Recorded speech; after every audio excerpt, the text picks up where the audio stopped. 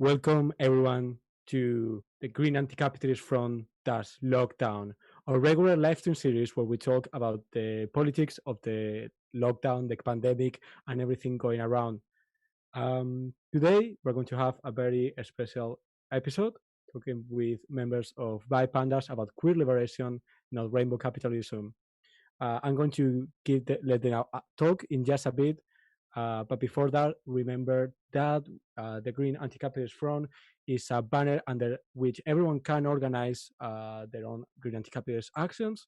So if you're interested in joining, as well as checking your local group, if there's any, you can just create your own or do actions and call them under the GAF banner or whatever you want, as long as you follow our core principles, which you can find in our website, which will be linked under the video you're seeing right now, hopefully, as well as our social media, Facebook, Twitter, other things, Instagram, I think. So yeah, find the links for all of that.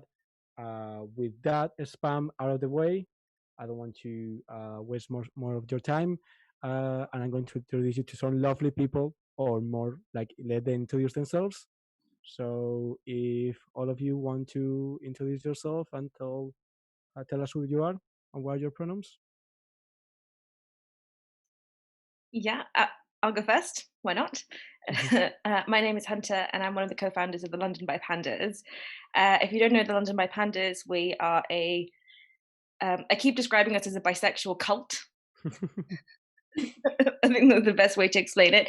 We sort of emerged out of last year's Pride when we discovered that there wasn't going to be a bi float. So a gaggle of bisexuals got together to build a float, and that just sort of escalated significantly from there. I think we're now reaching about 700 members on our Facebook group, which is obscene. We now have a whole host of different actions that we get involved in, and we're sort of really embracing our very radical and political roots. And that's really it. Thank you. I can go next. So hi everyone, my name is Vineet. My pronouns are he, him. I am an Indian bisexual, born and raised in Southall. I work as a software engineer, but on the side I do a lot of stuff in the LGBTQ+ community.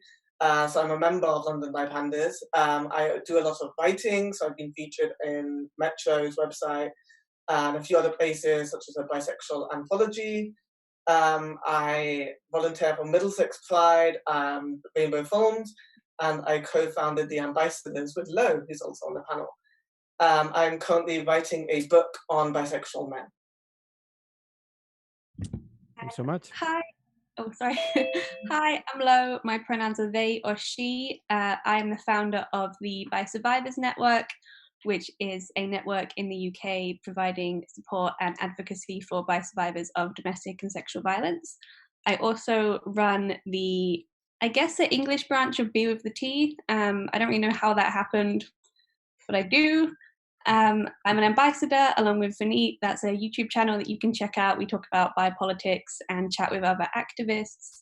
And I also have a book about bisexuality, which should be coming out next year. Somehow Vineet and I both got hired by the same publishers to write about bisexuality, so that's pretty cool. Cool, thanks so much, everyone. So this is going to be sort of a panel discussion, so I'm not going to say much myself other than maybe introduce the topics and questions. And something that we were going to talk first is what are Pride's historical links to radical movements. So anyone wants to take the lead on maybe starting with this? Yeah, so I'll take the lead on this one. So Pride, as most people know, started as a way of commemorating the Stonewall riots, which I think were 5 days of rioting at the Stonewall Inn back in the 60s. And then a year later, a bisexual sex worker called Brenda Howard decided that these should be commemorated.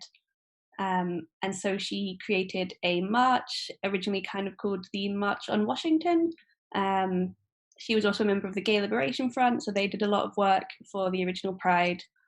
And so yeah, the radical roots of Pride are obviously commemorating a riot, a lot of links to sex workers, anti-capitalism, and obviously, as a lot of people know, a lot of the instigators at the Stonewall riots were not only sex workers, but also trans people and people of color, especially Black women, who have historically been marginalized not only for their queerness, but for their race. And so Pride was very anti-establishment and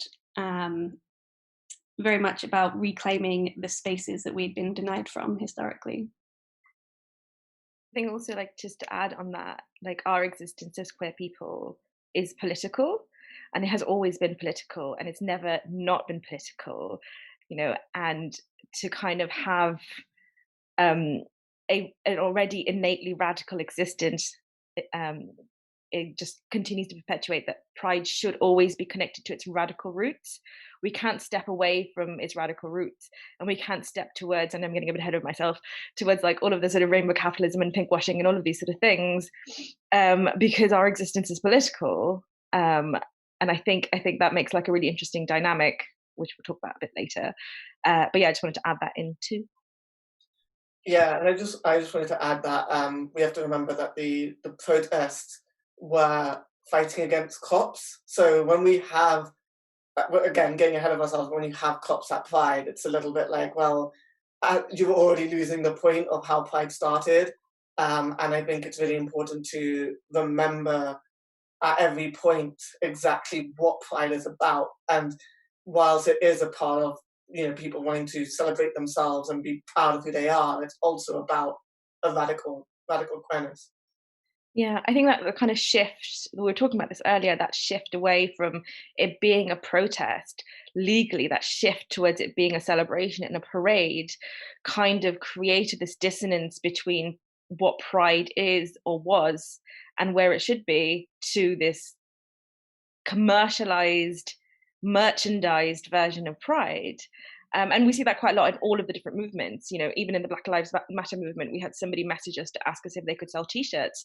They were not a Black person, and I was just trying to then educate them around the commercialization of the action that they were taking. Even if you're fundraising for things, this kind of like festivalization, Coachellaization of everything, you know, we're seeing that kind of come through predominantly from very sort of white middle class heteronormative communities like XR, who have created this idea around how we protest or how we have a movement that feels very commercial in a way. And I think we can't look at Pride without all of the context of everything else that's happening as well, because movements like XR are sort of coming in and setting this standard, this very white, very middle class, very palatable standard of what a protest should be, really kind of creating that distance away from what radicalism is and making that really unpalatable, which is why I think labels like terrorist and thugs are sort of starting to be like incorrectly aligned with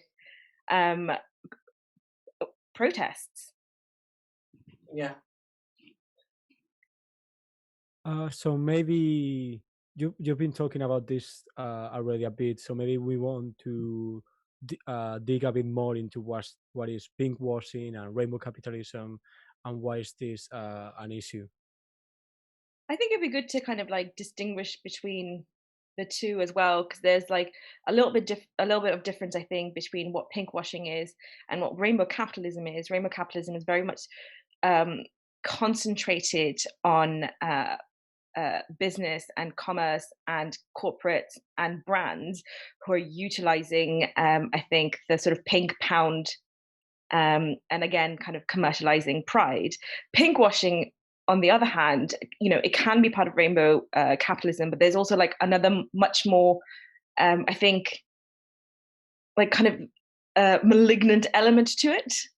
You know, when we see things like Israel pinkwashing the Eurovision Song Contest as a way of detracting from its other crimes, we see how pinkwashing can be really used by different groups, different organizations, different countries to just weaponize queerness as a way of legitimizing their actions. Yeah, I think it's one of those things where whilst when we talk about rainbow capitalism, it's very much about people trying to cash in on us. whilst when we talk about pinkwashing, it kind of goes further, and it's not necessarily trying to gain anything like money-wise, it's gaining things in other ways. So you see people like police marching down Pride with rainbow colours and trying to align themselves with being an ally, when really it's all really performative, because you then see that hate crimes aren't taken seriously, for example, with the police. You will see people like LGBT plus Tory groups, which, I mean, there's so much to unpack there of like, do you hate yourself that much to vote for Tory? So much to unpack there. But it's one of those things where it kind of goes further, because they're not gaining money from us. They're not really benefiting in terms of monetarily, but they are benefiting in other ways, and they're trying to make themselves look like allies, but it's all performative, and it's all to look progressive when they're not, and everything internally shows that they're not. Yeah, it's all cultural capital, right? It's about like being able to increase your status in many ways and draw on all of these different elements of culture, which is kind of this new currency. Yeah. Yeah, and I think it links back to what you said in the first question, Hunter, in that our lives are political and our lives are quite radical, in that we're going against the cis heteronormative allosexual standard which is expected of everyone.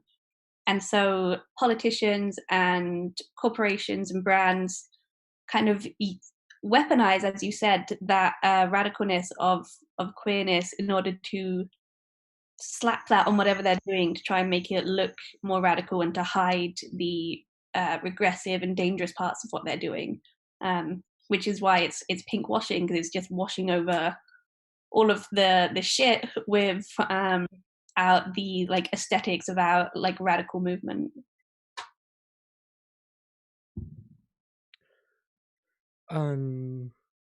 Since we're talking a lot about the role that corporations take in co-opting pride, and is there, people may wonder if is there anything that large corporation can do to support pride, or is directly no place for capitalist entities in pride?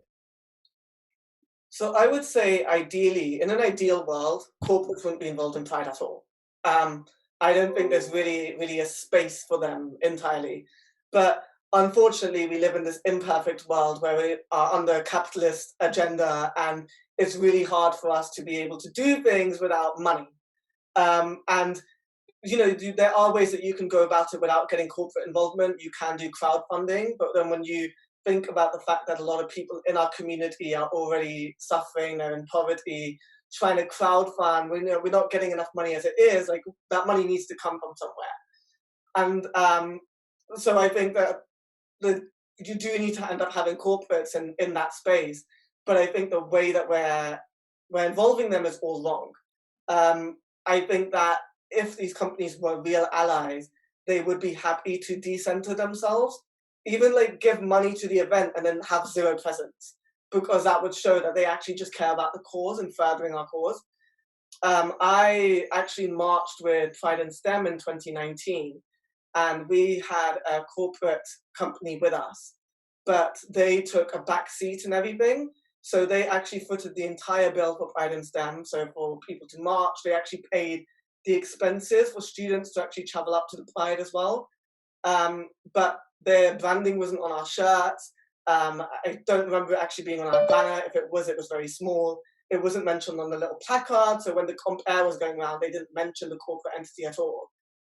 They wore their own shirts and they marched with us, but it was them with us, not the other way around. And I think that if you are going to have corporates at Pride, that's how it needs to be done.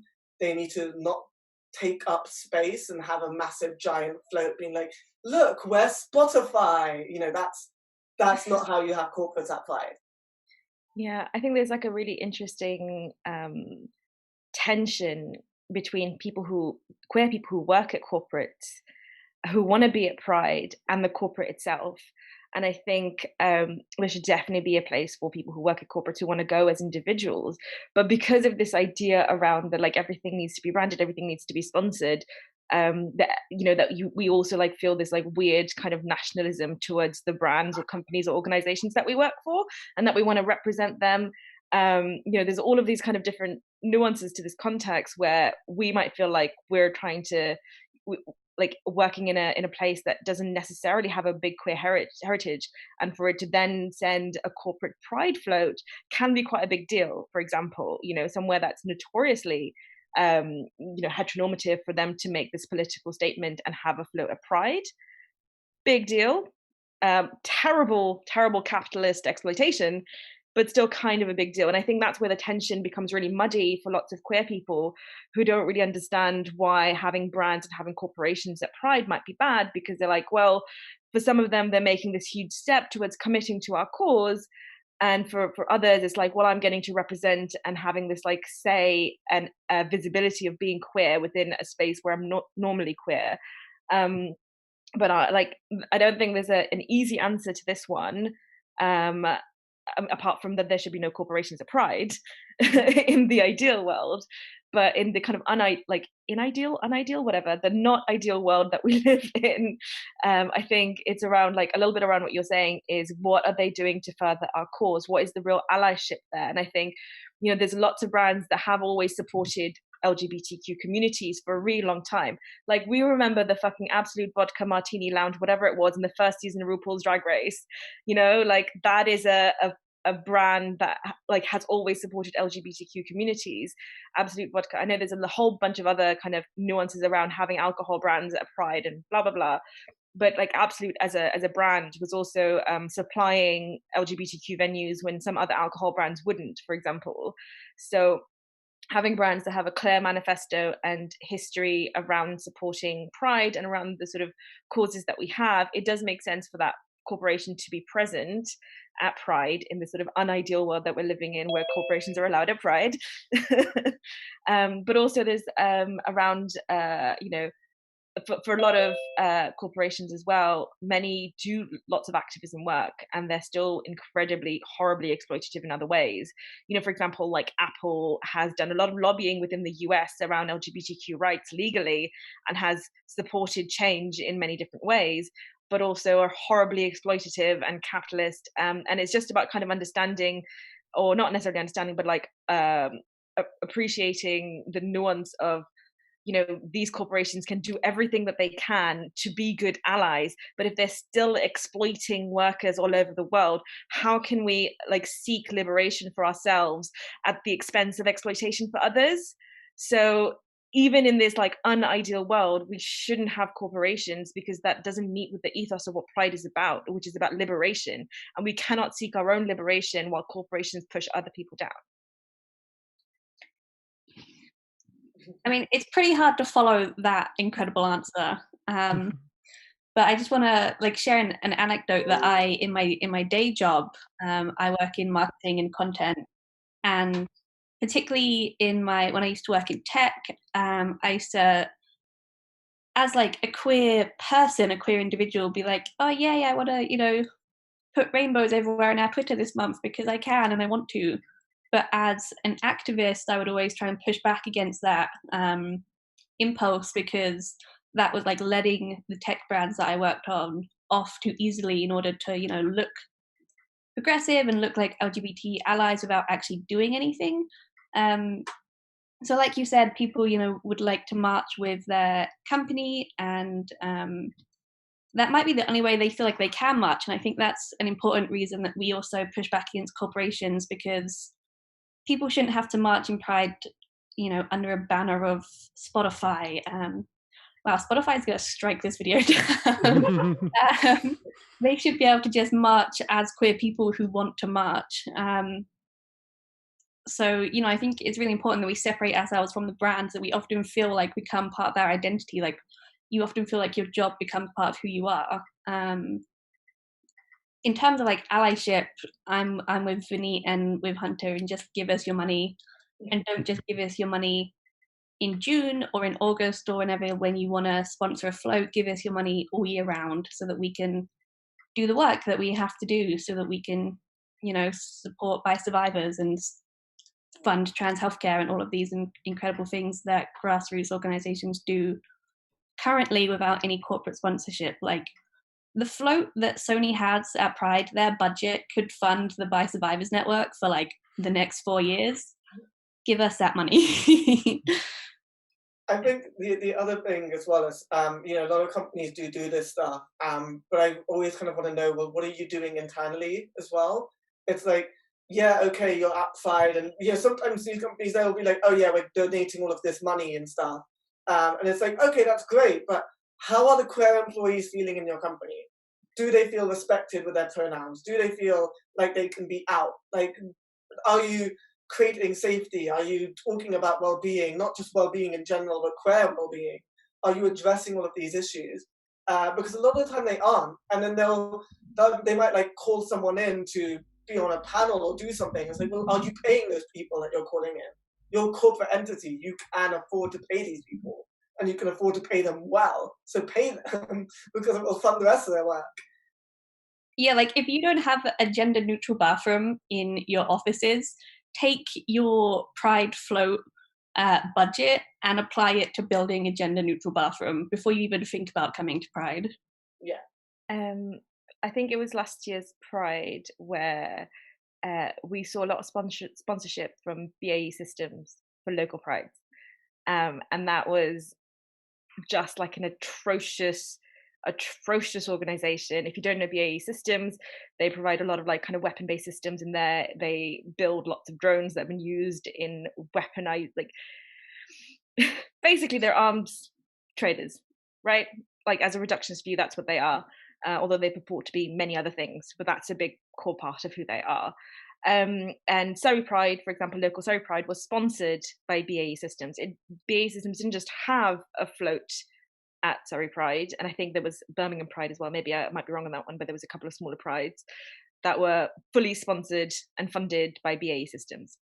There was a lot of understandable outrage from the no war in pride, or no pride in war campaign, whichever the way around that is. And understandably, yeah, there was a lot of outrage, and the Gay Liberation Front and kind of other sort of community groups got together and really tried to assess what could be done. And they came up with quite like a simple ethical framework around what corporations had to be doing to be able to have a presence at Pride, for us to even be able to accept that money.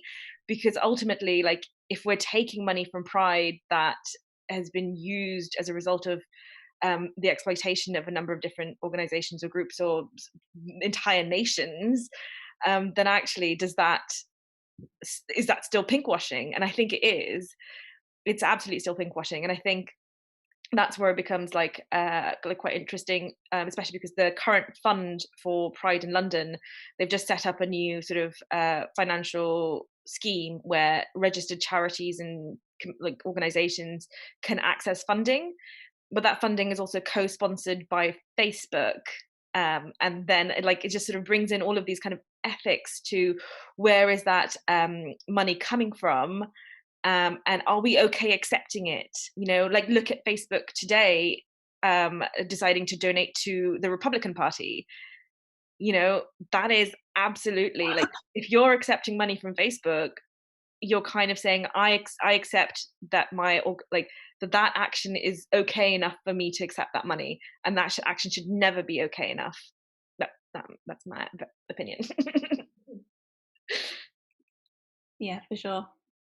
Also, side note on that new fund that Pride in London has brought in that, both the groups we represent, the Bi Survivors Network and Pandas, we're not registered charities, corporations, whatever. We raise money by asking already, marginalized queer people to help us support other marginalized queer people. And I think that's how a lot of like grassroots organizations run. So even the fund that they've put together to help decorporatize London Pride going forward still has these barriers that like a lot of queer groups just can't access. How are you expecting queer migrant groups to register as a charity with the Tory government? Yeah, exactly. Yeah, I thought that was really weird for them to say, we want to support grassroots, and then they said charities. I'm like, those aren't the same thing. For sure. And I think there's also something to be said about like actual like numbers. There are only certain amounts of spaces at Pride for people to march through, and we keep giving them to corporations and not actually groups that support our communities and the most marginalized of our communities. So I don't know if anybody remembers when the Outside Project and LGS Migrants tried to join the Pride Parade last year and they were stopped by the police. And I was like, how fucking dare you allow Disney and Sony and BAE Systems and the fucking army and the Tory government through, and not the people who are helping homeless queers and migrant queer people? And what the actual fucking fuck is that about? And I think it was, like, I think it was the year before that, they were told that they were not allowed to march in Pride because of the fact that they didn't have like an aesthetically pleasing float. And I think they've now gone back on that, and I think they've somewhat apologized to the Outside Project for that. But at the time, that's what they were told, that firstly they had to raise the funds, and when they raised the funds, they were like, it's not aesthetically good looking, like what you've got. It's like, well, no, it's a bus that we use to house the homeless people. Like, are you kidding? Like, this isn't, what the hell is this? Like the added costs of actually participating in Pride itself because of that requirement. Like, we had to raise nearly like £3,000 or £4,000 last year, which is an obscene amount of money to be able to participate in a Pride parade. That was ridiculous. We had to hire a truck, or whatever it's called, a flatbed truck. We had to find a place to store it, build our float around it, buy all the materials for it, and just, it was kind of ridiculous. Yeah, when we did the first Bi Pride float project in 2017, because there'd never been a Bi Pride float in all of London Pride's like 47-year history, and they had space for Disney, Sony, Spotify, but hadn't stopped to think about whether or not they should have any bi groups. We again had to raise, I think we ended up raising like £4,000. And talking about aesthetically pleasing, we were like still nailing it together on the Pride showgrounds whilst we were waiting for the Pride to kick off. Yeah. Also, so we just break in.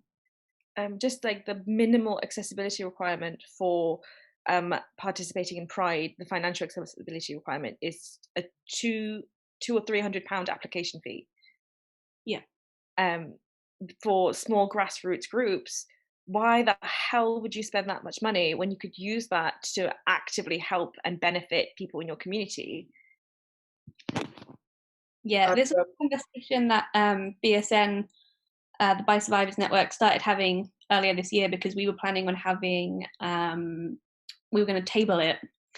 And, and tabling at Pride is quite an important thing to do, because it's a great way of raising awareness, of reaching out to Bi survivors who might not know we exist. But for a table in London Pride, it's something like £300. And we had to have a conversation about, do we use that? That's like minimum. That's just to get in. That's not the table, the leaflets, the traveling volunteers there, the stuff for the day. Do we use that money for one day, or do we raise £500, £600 and put it towards a hardship fund or whatever else?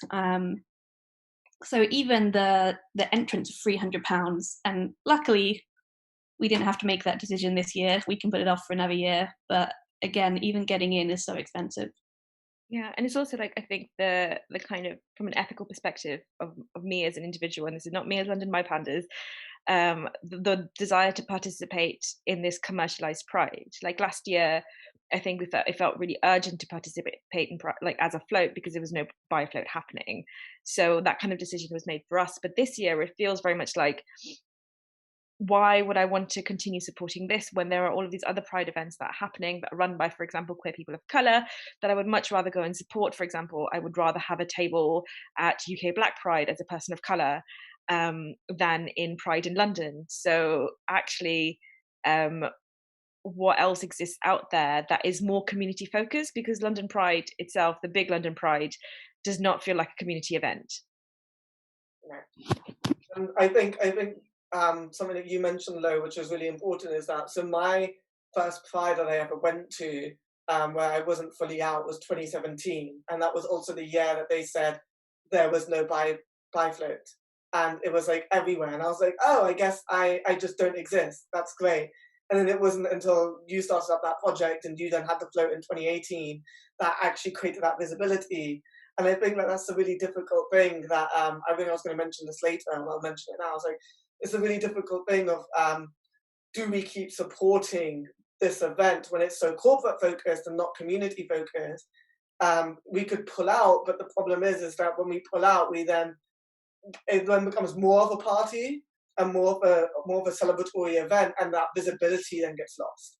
And then that lack of visibility can then harm people, because imagine being at your first Pride and you don't see any bi people and you don't see any bi flags because they've all decided to pull out, and all you have is Kylie Minogue on the stage. Like, it just doesn't fit. And so you get stuck in this middle ground of wanting to be there to create that visibility, but not really wanting to support this event because it's not for you.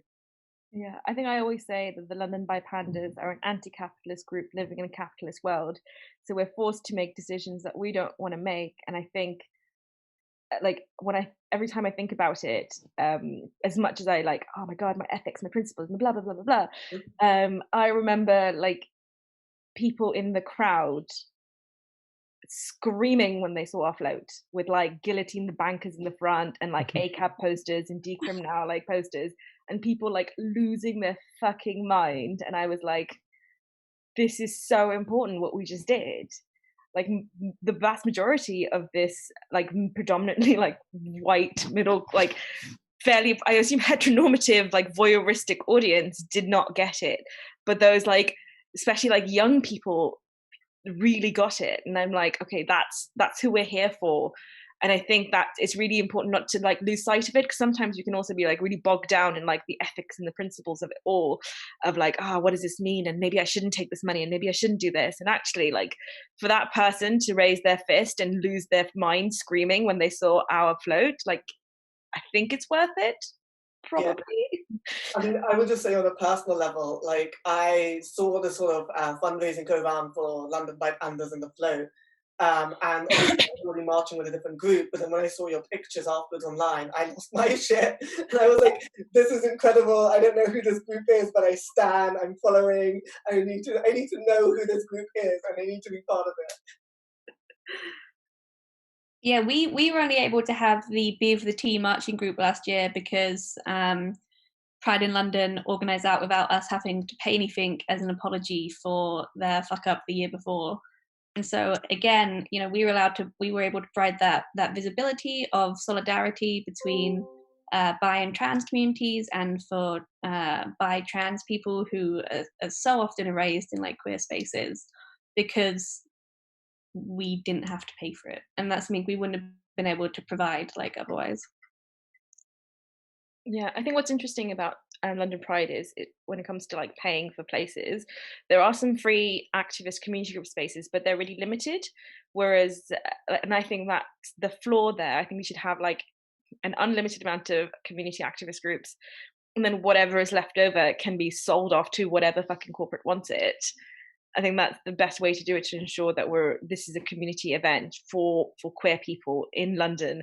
It isn't a massive kind of like drive for straight women to come and gawp at people. Like the amount of like horror stories that I've heard from trans people, for example, being misgendered, for like homophobic abuse to happen by like celebrants, like straight celebrants at Pride, is ridiculous. And that's because of this Coachella-ization of Pride.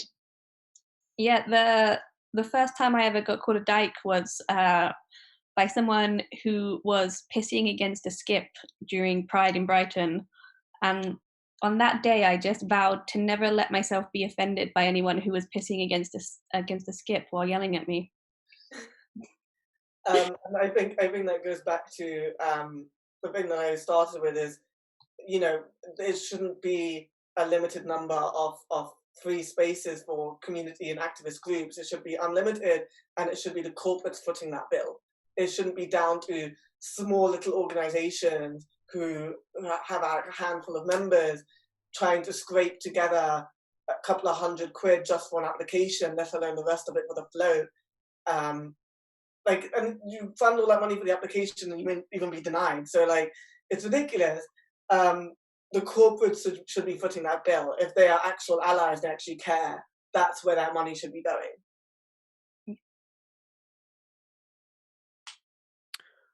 So I think we've talked quite a bit in detail about the capitalist entities in Pride, which was really excellent discussion.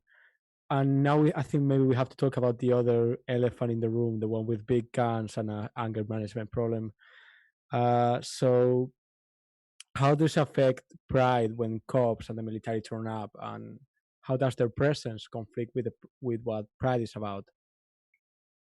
So I think, on the very surface level of it, having cops and military at Pride is going to make people feel uncomfortable. Like, you have to remember that at the end of the day, Pride is supposed to be one of the biggest events in the LGBTQ plus calendar, and it's essentially supposed to be a safe space.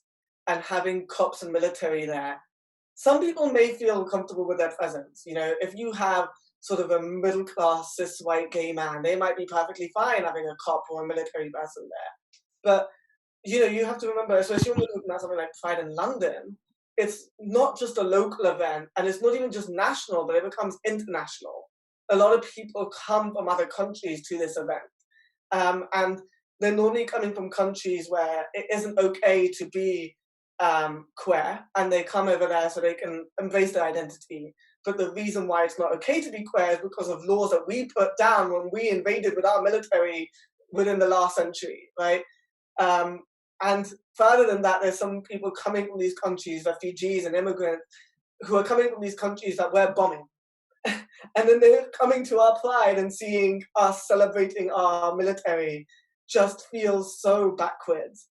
And then when we talk about cops, I mean, we all know what's going on in the news at the moment. We know that the police brutality towards Black people, it's not just that one event in the US, it happens all over.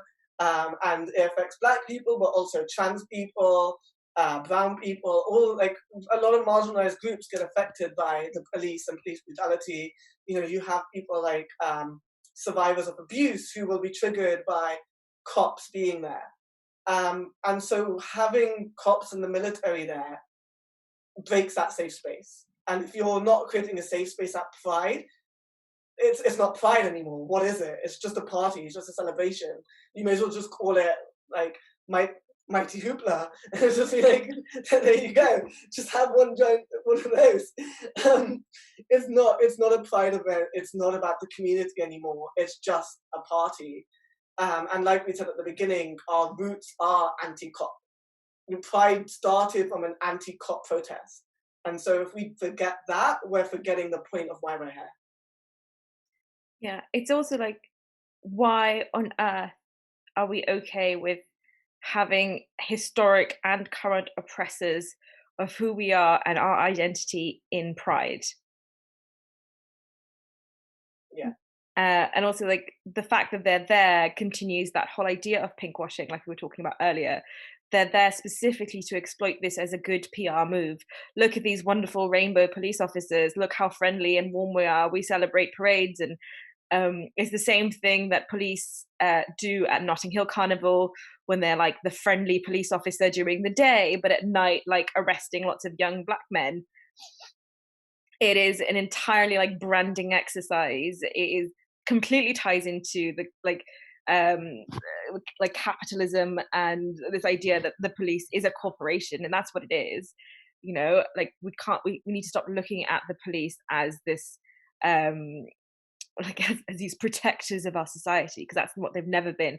They've always been this like group of violent enforcers, especially in the UK, and they've always been very, very, very sort of like manipulated into action. And now they're sort of coming to Pride and utilizing this space where the whole point of it was to fight against their violence, and they're waving their rainbow flags. Like the the dissonance in there is just so extreme. Yes, I get it that there are LGBTQ officers who feel like they want to be celebrated, but why do they want to be celebrated as police officers? Like, I really want, I think, corporations to answer these questions, and I want police officers to answer these questions, and I want soldiers to answer these questions, I want fucking Tories to answer these questions. Why do you, as that particular group, need to be celebrated at Pride? That particular group that has been oppressive, that particular group that contributes to the violence and harm of LGBTQ people, that particular group that rolls back the rights of trans people, that particular group that continues to feed into these violent narratives that make us scared every single day of our lives. Why do you need to be there as that group and not as an individual?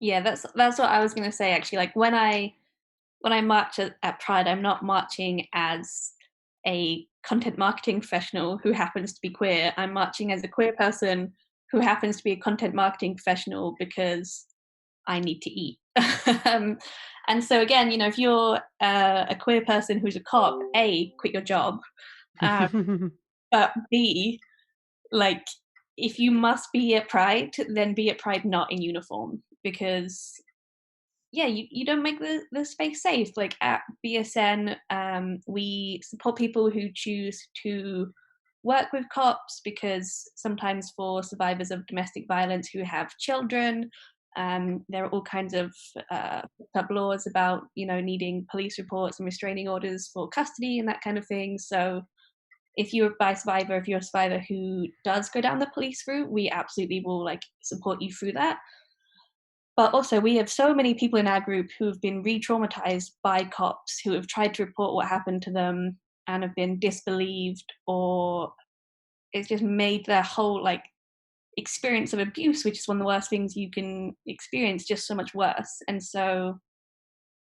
And queer people's experiences of domestic and sexual violence is a whole nother ball game, because of how much it's erased by heteronormative culture. And so to have police in a space where a queer survivor is trying to be themselves and trying to heal, just don't be there.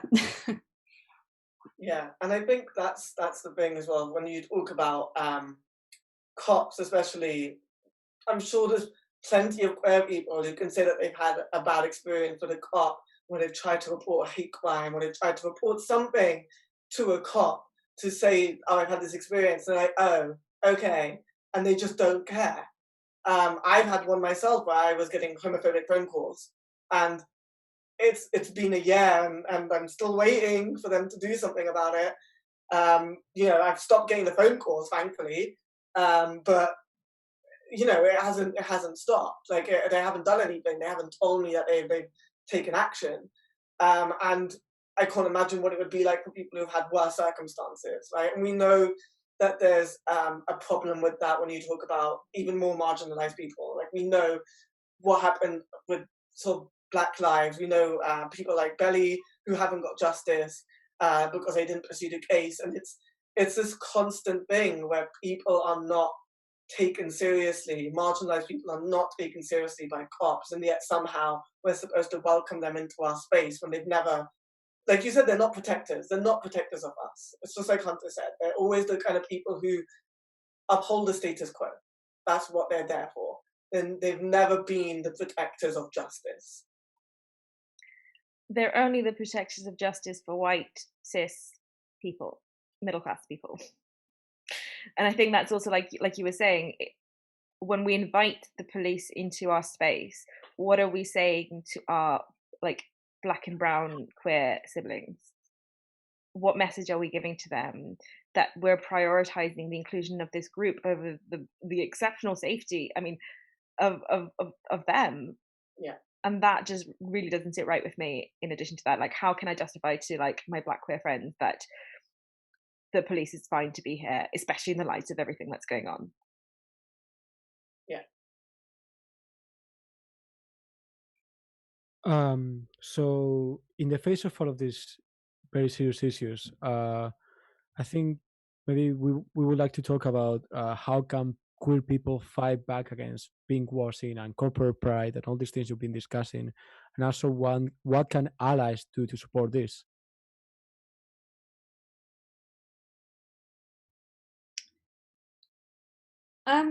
I think it's very difficult to put the onus on pushing back against pinkwashing on the queer community, because I think, as we've spoken about a lot so far in this stream, in that there's a huge ethical dilemma between wanting to push for visibility and outreach, in a way that, like, you sometimes have to accept money from people you don't want to accept money from, or participate in over corporatized prides, and wanting to push back against pinkwashing and rainbow capitalism. So I think the queer community definitely can't do this by ourselves, and I think this is going to be something where we need to definitely put the horse before the cart, and the horse here is abolishing our capitalist system, which is, going to moot the problem, because I don't think it's possible for the queer community, and maybe you two will agree with me, to effectively push back against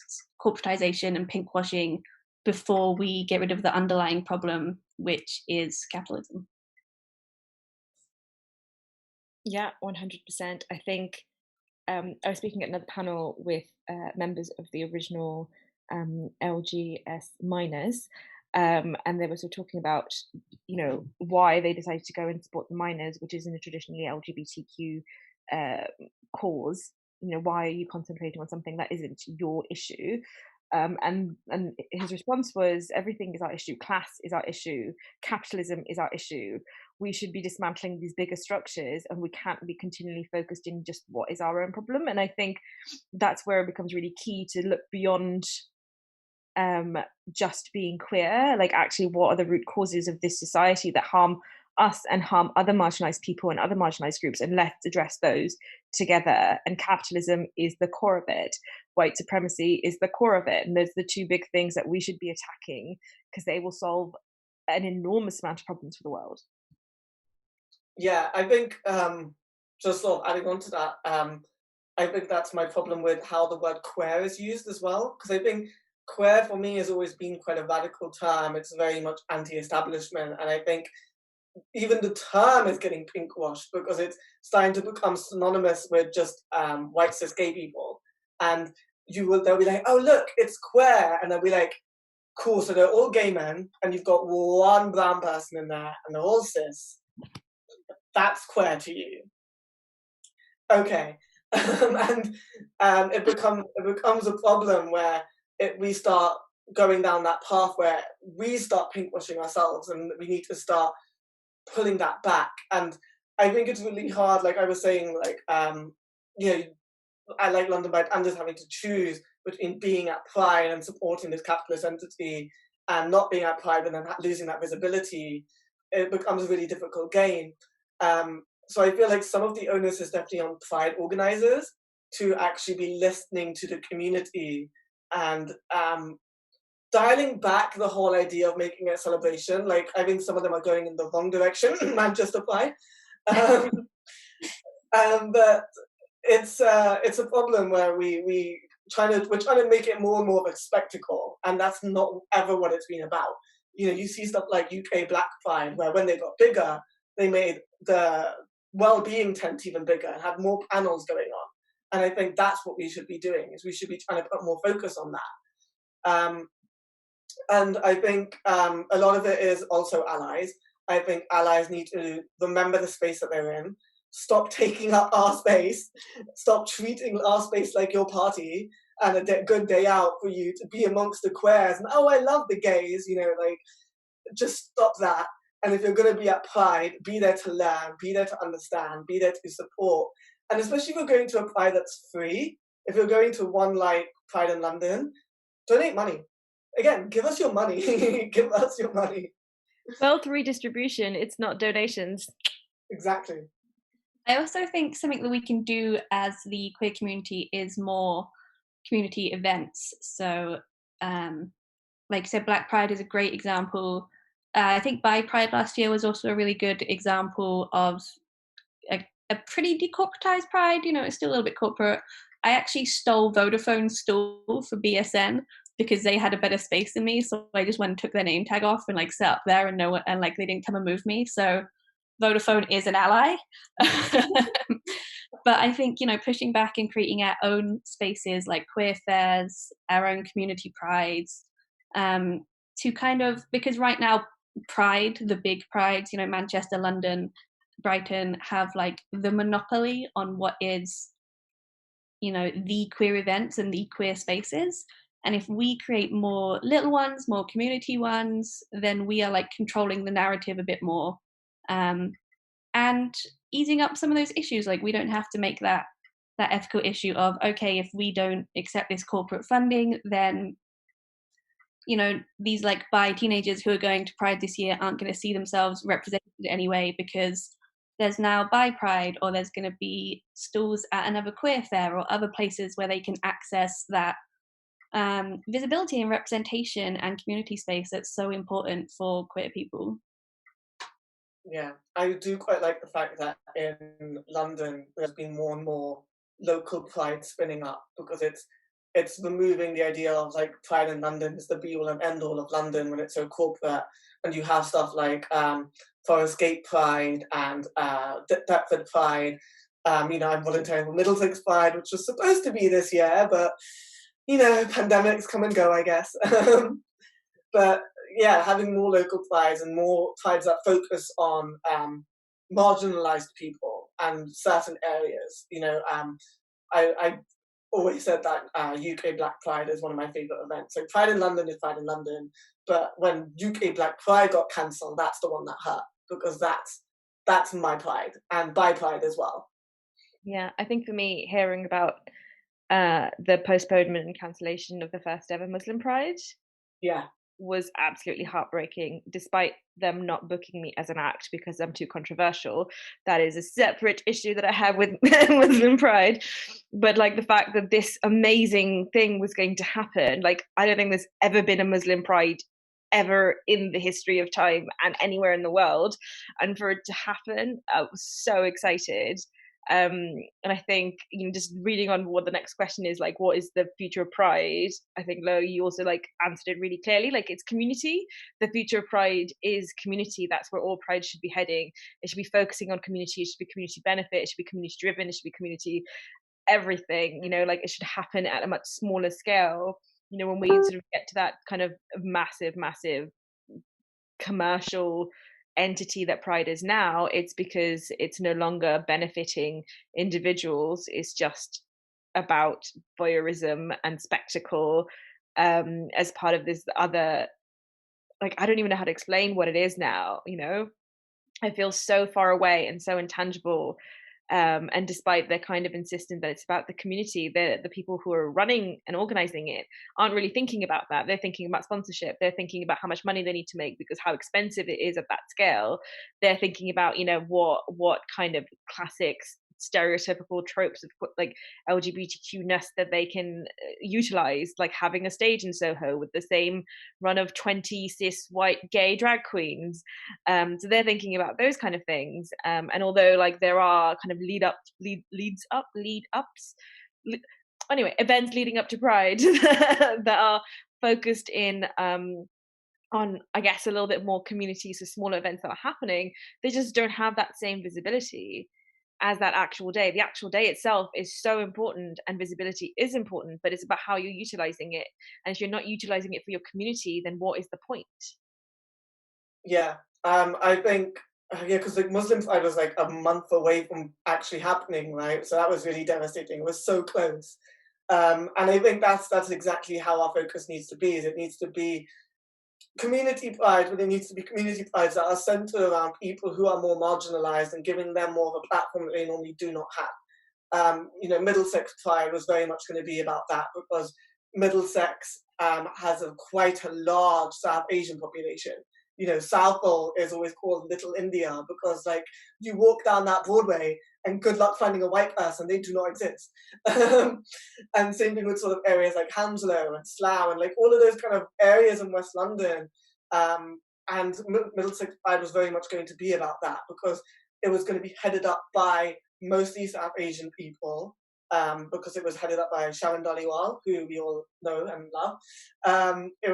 I was going to be community engagement. We were going to have Sabah, who some people might know.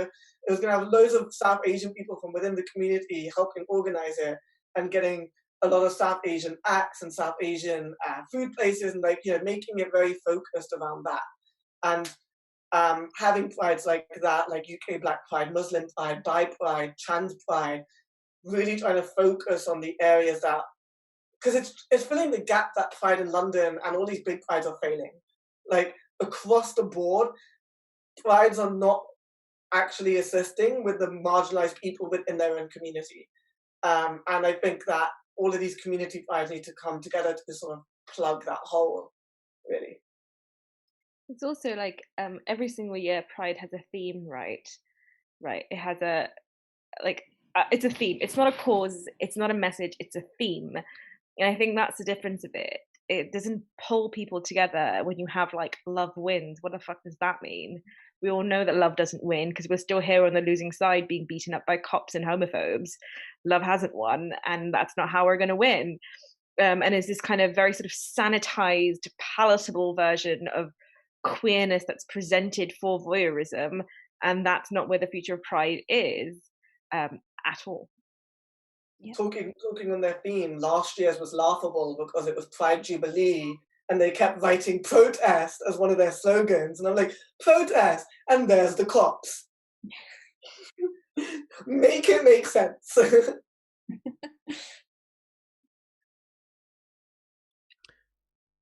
So we've talked quite a bit about the future of Pride. I don't know if anyone wants to add anything to that, but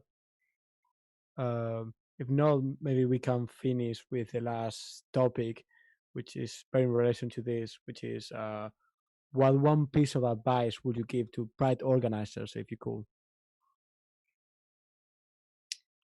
Okay, I guess the one piece of advice that I would give to Pride organizers is to listen. People have been telling you these things for years. Listen to your community activist groups, listen to people attending, stop listening to corporations, stop listening to cops, stop listening to brands, stop listening to the council, listen to your community. It doesn't matter what everybody else is saying. This is an event that's not for that local area. It's not for these problematic groups. It's for your community, and that's who you need to listen to. Yeah, I mean, I would probably just say the same. I think in terms of that, not only just listen, but help and support and assist the people on the ground who are actually doing the work. You've got this new fund now that you're doing, but it's not actually helping grassroots organizations. And I think you need to be connecting with them. Like, you have community engagement officers. What are they doing? Connect with these grassroots organizations and help them in any possible way. Give them a platform, give them money, do something to support the people actually doing the work. Yeah, I think just to add with that, if your board of directors, which I'm sure all prides have, your main people, the people making the decisions, if working on Pride is the only activism that they do, then get rid of them and get in people who all year round are working with grassroots groups, who are volunteering, who are working in the community, because they are the people who know what's going on and who know what the queer community actually needs and actually is going through. So, if your board is completely disengaged from the community, then obviously we're just going to keep ending up in this situation where it's all about corporations, it's all about creating a Coachella feel, and it's not about the issues that queer people are actually facing. I want to add on that and actually say, I think prides in themselves shouldn't be so focused on that one day a year. I think we've shown in this pandemic that putting all your eggs in one basket doesn't work, right? They've all been focused on creating this big event, but those events aren't a given, right? Something can happen, that event can't happen anymore. If you're doing work continually throughout the year, which I can't say I know Pride in London is doing, maybe they are, but I haven't seen it. then you need to reshift that focus. Pride shouldn't be just a one-day affair. It should be something that's all year round. Yeah, and also fuck capitalism. Yeah. I think maybe that's a lovely and appropriate ending for the panel. Thank you so much for this amazing talk. It's been really inspiring and illuminating. I think we are now, if that's okay, we are going to now finish the panel part of the stream. So if you want to stop the recording on your side, and we can move on to the Q&A on ours. Yeah, thanks everyone for that. Thank you. Thank you. Cool. So to be clear, we are still live on the GAF channel. And we are going to move on now to the Q&A and comments, kind of open panel discussion thing of the show. So the way that works is that if you go to the section of participants in Zoom, you should have a button to raise your hand or something like that, hopefully. So yes, just do that if you have a question or a comment you would like to share. But also be aware of the time you're taking, be aware to let other people talk, especially if you are cis, heteronormative and stuff like that, and be respectful and kind. With that being said, if anyone has any question or comment, please raise your hand. I don't know if I'm seeing anything yet.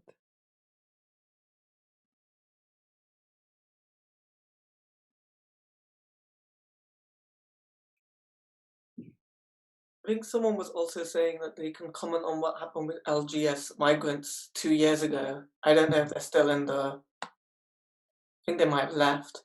So I guess we'll never find out. Oh. Also, I think my comment there was about LGS migrants and the Outside Project last year, not 2 years ago. Yeah. Because 2 years ago was the one where they weren't allowed to march. From my, because I just remember Harry being on, I think it was BBC, and just unpacking that with what's the name? Was it on Newsnight, and unpacking it with Pride in London, which was an interesting watch. So yeah, P, if you want to unmute yourself and ask something, feel free to do so. Sure. Yes. Oh shoot! There's an echo. Yeah. Maybe people turn off their mics. Try again. Hello. There also appears to be 2 of you in the room. There's yes, 2. that might be an issue as well. Hello. Yeah. Maybe you want to write your question, maybe, if that's okay. Yeah, I'll type it. It's a very cool effect, to be honest. It's like very spacey kind of thing. I don't know if someone else wants to ask anything else. I have an idea. I'll unplug something. Okay. Do I sound better?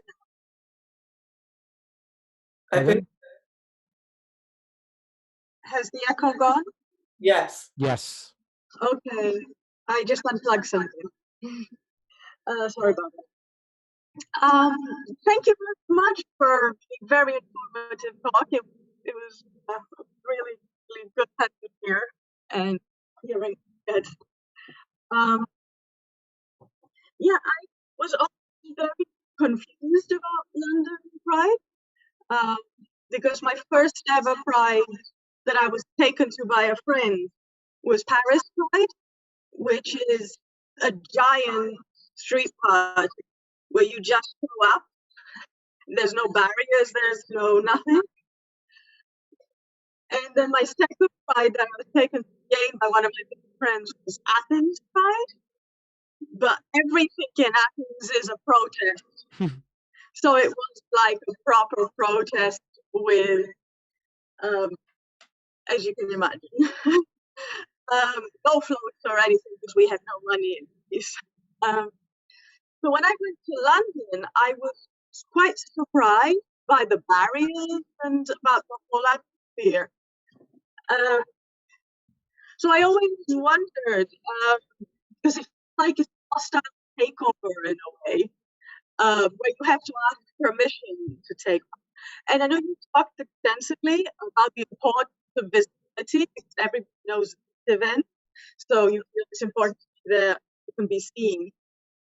But is there any validity to the real radical grassroots groups coordinating to do like an anti-pride? Not anti-against pride, but anti-against what's currently being done. Maybe the same day in a different location or a day before, the day after. I don't know, but like as a proper protest rather than this. Because as you have said, all that money is used, you could put it to so much better use. So I'm not sure. You think we're not there yet? The visibility is still needed. I mean, to me personally, I feel like the way, I mean, I'm not speaking for them, but to me, I feel like UK Black Pride very much pitches itself as the anti-pride.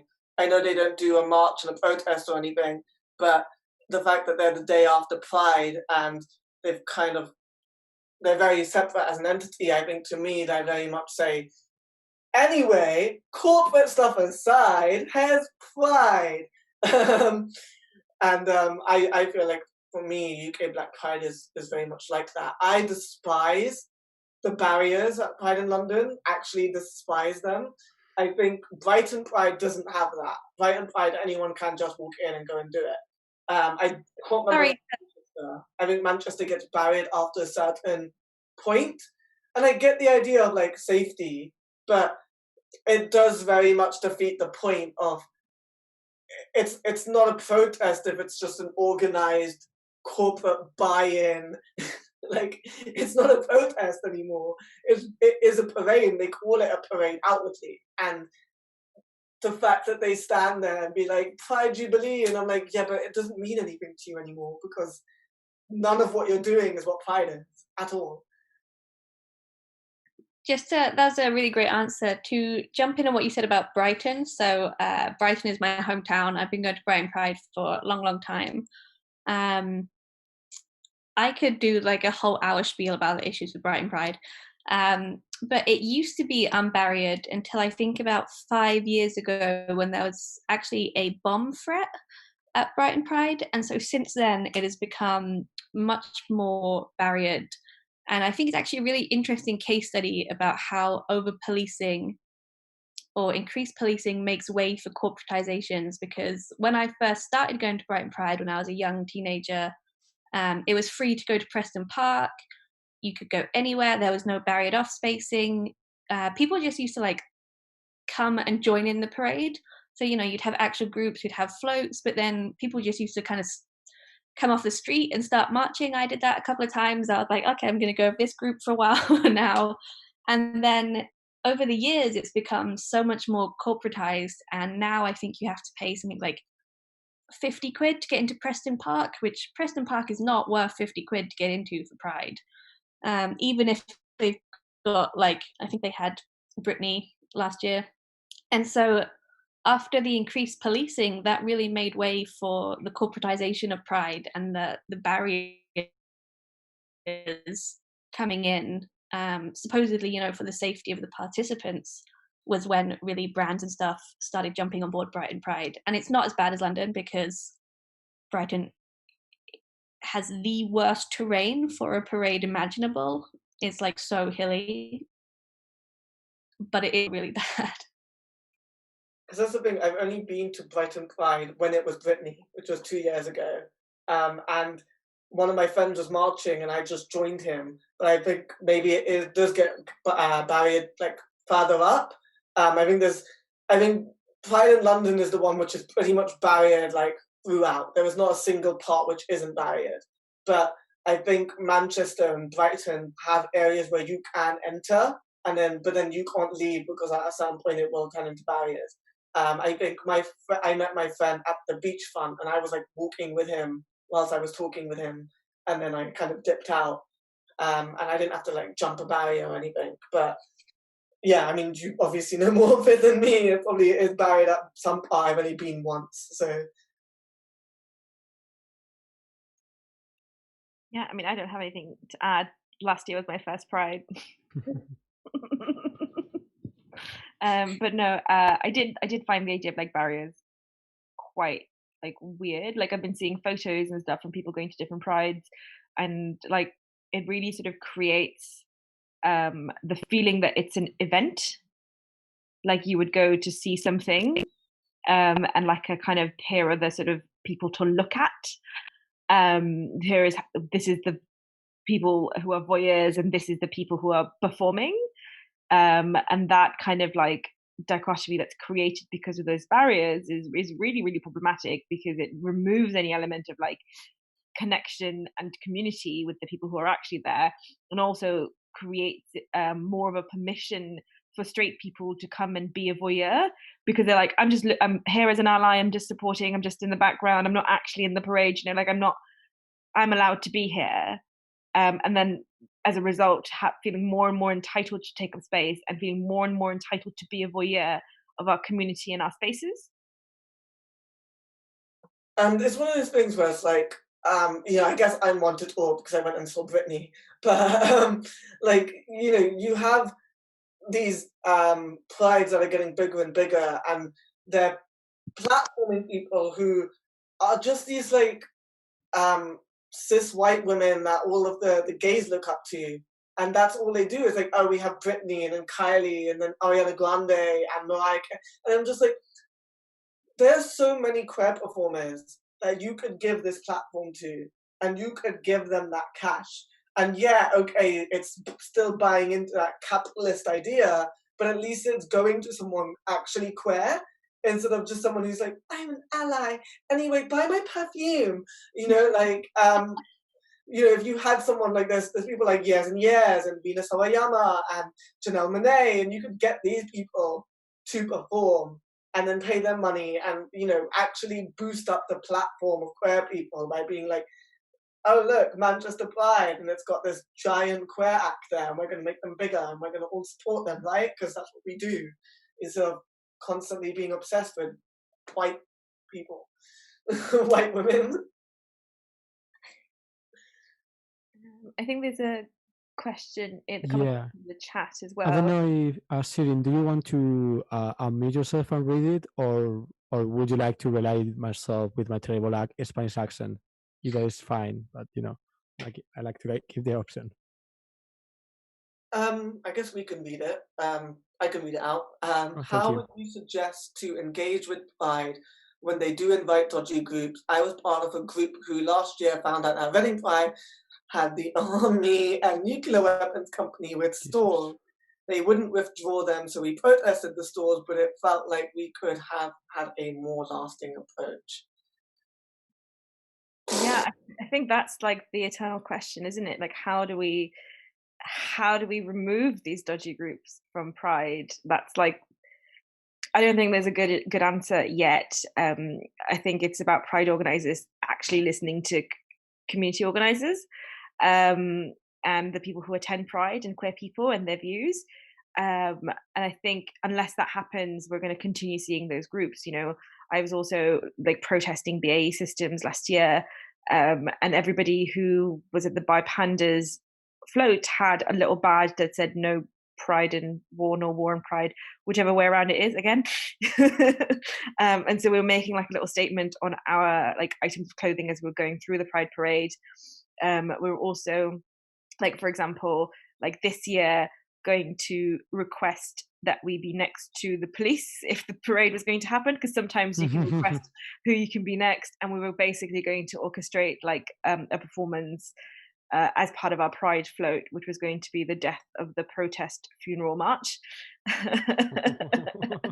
And that came around after the whole like XR terrorism thing, and how like protesting is becoming increasingly more regulated and difficult to do, and more palatable and more white and more middle class and more sensibility politics involved, and blah blah blah blah. But ultimately, I think, you know, those protests, those like kind of smaller protests that we're doing at Pride itself, and we're protesting those stalls, are really, really important to continue doing. Like, we have to keep making a big, massive stink about this stuff every time it happens. We can't let it go, because those corporations have so much power and so much influence and so much money that they will outlive us all. So we have to keep fighting. I know it sounds like we might be like fighting a bit of a losing battle, but I promise you we're not. And when we look at the way that the world is shifting, it needs to have momentum being driven, and that comes down to individuals like us who are going and creating petitions and writing to, yeah, I think I saw a bunch of email chains from the organizer of Reading Pride being just completely, I don't have the appropriate words to use, but I'm not going to use any, just, yeah, being a complete like stubborn, pig-headed asshole about the whole thing, and refusing to interact or acknowledge or understand, and also refusing to also acknowledge that him as a Pride organizer, and I think was it Surrey or Reading? It was Surrey or Reading. I don't know. This is a year ago, and time has lost all meaning. But refuses to also acknowledge that he has a responsibility as a Pride organizer to the people attending, to create a space for them that doesn't have these agitators, that doesn't have the army there, doesn't have a nuclear weapons energy company with stalls there, and making sure that the event that he's facilitating and creating is for the community.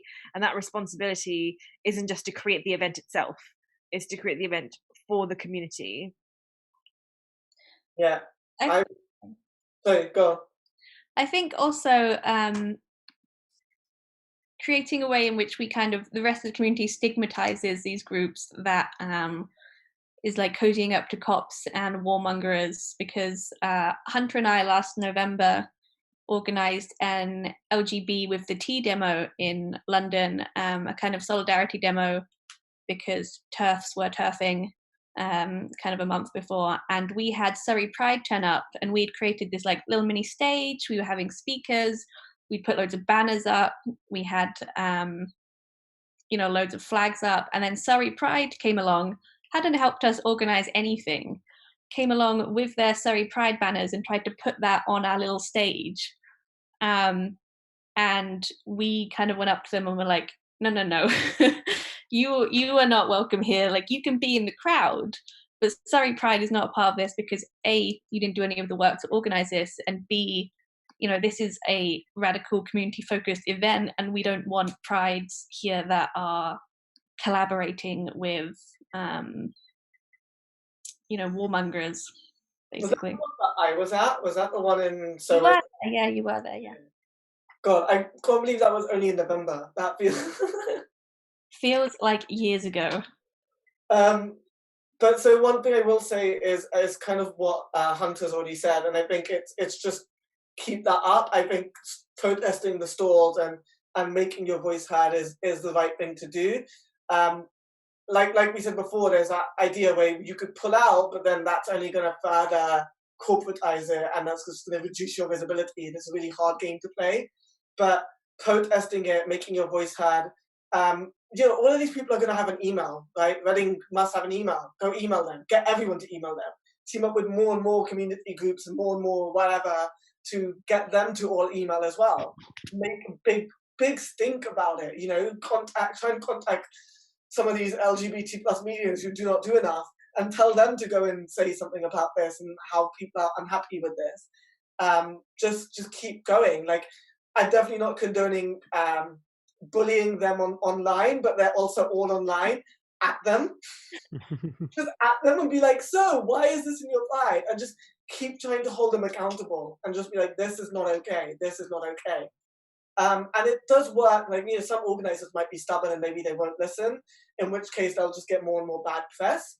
But I think it does work because if you look at UK Black Pride, I don't know why they were there in the first place, but the Home Office were going to be at UK Black Pride, and they listened to the community at that point. People complained and complained, and they made a big statement and was like, we're really sorry that we even let them in the first place, and we're not letting them in, they're out of our pride, goodbye. And everyone was like, a pride listens? Who would have thunk? So I think it is just creating as much of a stink as possible. I think a lot of prides are getting wary about the fact that pinkwashing keeps coming up around them every single year. They're quite nervous about all the constant bad press, to the point that I think Pride in London actually made a whole questionnaire thing.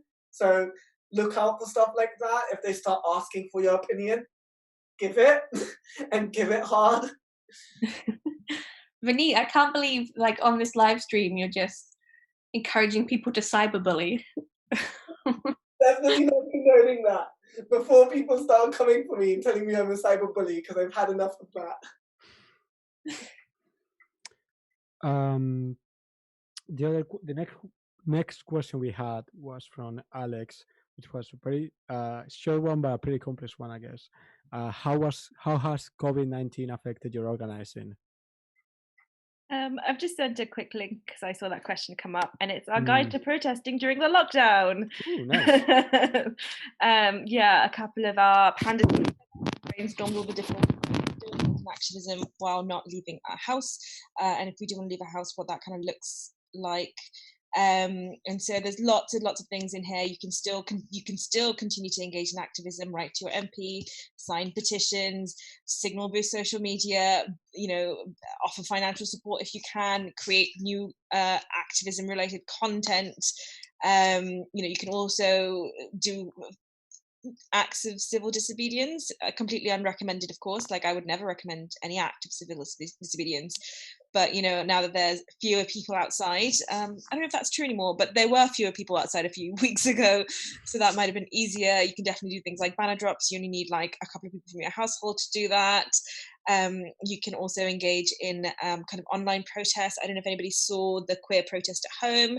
That was really powerful. I think it was like a global protest as well, where we created a video for it, as well as took loads of photos of people sharing the things that they cared about in this like massive social media flooding campaign. You can also do lots of virtual things. Like, this would count as activism, I think, definitely. Sharing knowledge, like, use this time to level up, increase your knowledge about things, get all of the training that you always wanted to do. If you are struggling as a person who usually does IRL frontline activism, now is the time to learn how to make like a cute social media square for your Instagram. Pick up those Photoshop design skills and figure out that there's multiple ways of reaching people. I think there's a lot of kind of not necessarily shaming, but a little bit of looking down upon slacktivism, and I 100% disagree with that as a disabled person who can't be out in the front lines all the time or at all. I'm a huge fan of slacktivism. I like the amount of difference that we can make using social media alone can be really enormous, and it's a really great tool to kind of educate yourself in. You can also use this time to fundraise. Lots of people are like starting to consider their role. They might have extra cash because they're not spending the time getting drunk in pubs. There's a lot of white guilt floating about. Like, exploit that, have a fundraising event, utilize the kind of movements that are happening today, look at other activists that are doing something and offer them help. There's a really cute meme going around what are the different kind of levels of activism that you could do. You could be a healer, you could provide frontline medical care, you could be a wizard, which is like providing like signal boosting campaigns and whatever. You could be a bard, which is like being the face of something, and the kind of gamifying the different levels of activism that there are. But my favorite example for the different levels of activism that there are is like, you could be on the front line protesting with a sign with all of the things that are happening today, or you could be at home for when your roommate comes home and making them a cup of tea and giving them the hug that they really desperately need. There's different ways of being an activist, but it's always about staying checked in to what's happening and being intentful in making an action happen, however small that might be. Yeah, I think I was just going to add on the whole accessibility thing in terms of what me and Lo do with the ambassadors. We normally meet up in person to record those videos, but we also want guests on our videos. And we were thinking about how we're going to invite guests and how we're going to get them at the right time and get them all the way to, Lo's place for us to do the recording.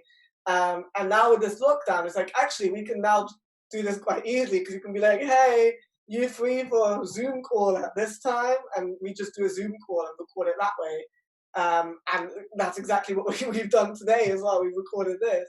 And like you said, there's a lot of different ways that you can do it. And I think online is a really powerful tool and a lot of people kind of bite off.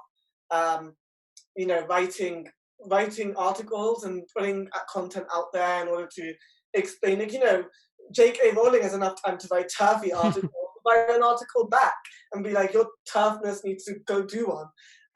People have more time now. You're spending less time on your commute. You've got the opportunity to do that. I think in terms of also on another spin of how it's affecting it, I think a lot of people are quite worn out with the pandemic. I think it's obviously impacting a lot of people's mental health. And I think that has made it hard to organize and rally around causes when people are so stressed and anxious about everything that's going on around them. And I think it's always important to remember self-care. Like, definitely keep plugging forward and keep doing things and find new ways to do things. I think this has been a really good teachable lesson of like how inaccessible a lot of our activism was and how inaccessible a lot of our spaces were and a lot of the work that we have and a lot of the support that we have in terms of support networks. And this has been a really good opportunity to be like, look, this stuff needs to be online. This is where everyone can access stuff.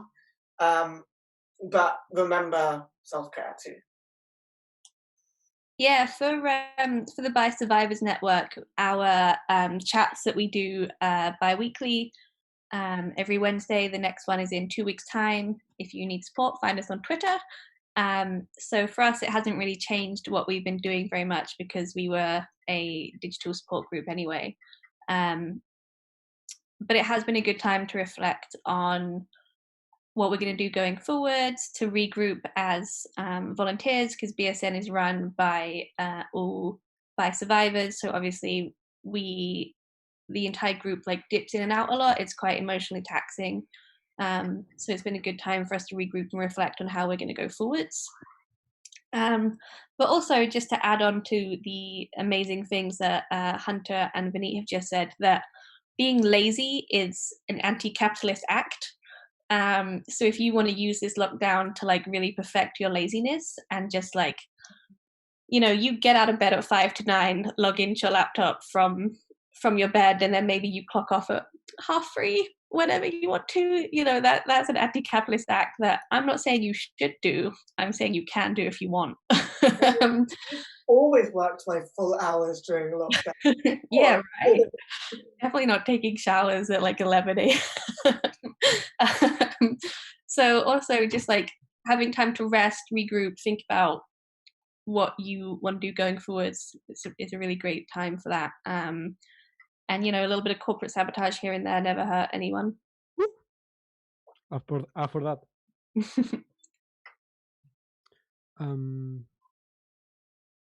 Maybe possibly the last contribution I'm going to read aloud was more of a comment, a slightly hopeful comment, hopefully. As Molly says that they were at Cologne Pride last year, and although they can't remember how corporate it was, it felt like it was done well. The 2 weeks preceding the march was full of community events, talks, and panels, all free, they think.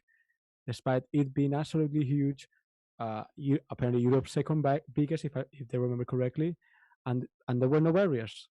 And there was also a very moving part of the march dedicated to all communities where being gay is still criminalized, still problematic in aspects for the reasons you outlined, but it felt more respectfully done than most. So yeah, that's really nice. Yeah, I think that's a really good example. Hopefully more prides can learn from that. Mm-hmm. So I think we've gone a bit over time, but that was fine because as usual we started late. So maybe it's a good opportunity to wind down. So maybe if you would like to tell people where to find your organizations and how to support them. Who wants to go first? Yeah, I will go first. We are London Bi Pandas. You can find us on londonbipandas.com. At the moment, I think after the question around like how are we doing activism during lockdown, one of the things that we've created on the website is our new anti-racism hub, where lots of people have been working over the last few weeks to pull together some really great and key resources on a number of different kind of anti-racism categories. So if you're looking for resources, for example, if you know somebody who's a teacher, we've got resources for them. We've got resources for parents. We've got resources for kids. We've also got resources around wealth redistribution. So we've collated lists of people, Black-owned businesses within the UK and the US, including community groups and organisations as well. We've also got kind of 101 basics anti-racism articles written by a number of different people on, for example, how to talk to your white friends and family members about looting as a particular concern that comes up, or if your concerns about COVID, white friends are sort of popping up like, oh, I support Black Lives Matter, but I don't know if I support it during COVID and social distancing. They're not social distancing. There's an entire article outlining why that view is racist, so you can have some talking points on dismantling that.